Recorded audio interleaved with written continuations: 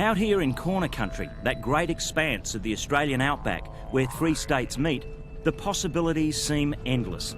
Next stop, perhaps Inaminka in northeast South Australia, or maybe Thargomindah in southwest Queensland, or then again Tibooburra in the far west of New South Wales. Whichever way you go out here on a tri-state safaris tour, chances are you're following a route travelled by this country's original inhabitants, or perhaps a trail forged by one of the first European explorers, like Captain Charles Sturt. When he was out here looking for his inland sea, the country was gripped by a ferocious drought, so very different to the way we found it after good spring rains.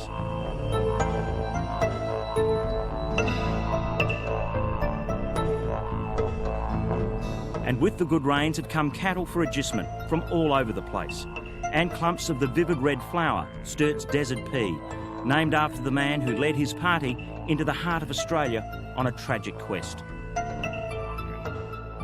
And so it's through this sort of country that Sturt was continuing on in towards South Australia? Yes, he was just a little late getting to Lake Eyre, I guess. If he'd have struck it when it was full, he'd have thought he'd struck the inland sea. In the Sturt Pioneer Park at Tibooburra stands a tribute to one of the most bizarre stories of Australian exploration.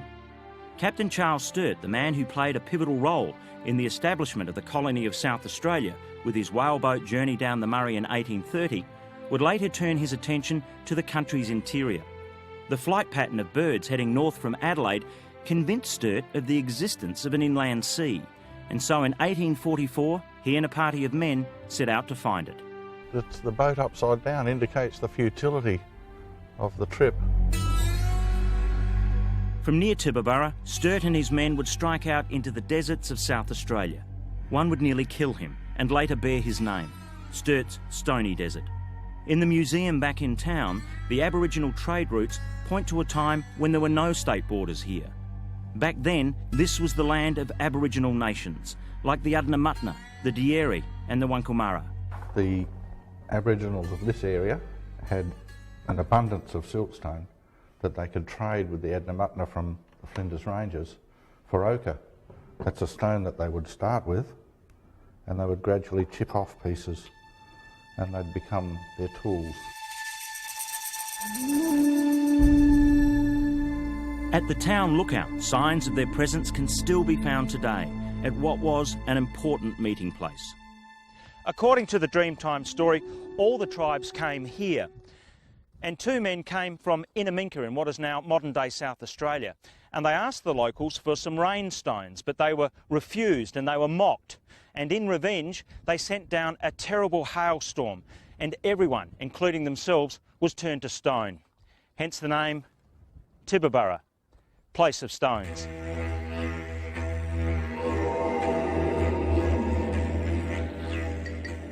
It's a strange and alien landscape, a mecca for geologists. The boulders here are suspected of being an extinct volcano that didn't break through to the surface, and the subsequent years of erosion have exposed what was the core of the volcano. So this is all granite around here? It's all granite, and you can see that it only extends in a small radius. You get a short time away from here and there's no more boulders. In the 1880s, they found gold here, resulting in a mini rush. Today it's a quiet, sleepy, travelling through sort of place, but one which has held a fascination for many artists, like Clifton Pugh, whose bawdy piece with bacchanalian romp full of satyrs and naked women seems a little incongruous in an establishment called the Family Hotel. What's it meant to represent? Oh, not really, man. No, not really. You can't tell me. Probably his own life, I suppose. a reasonably complicated one by the look of it. In another bar, a sketch, courtesy of Russell Drysdale, no less, of an old-timer who'd certainly looked the part in an outback pub like this. While on another wall stands a mural by Eric Minchin, a mate of Pro Hart and Jack Absalom, all founding members of a famous group known as the Brushmen of the Bush.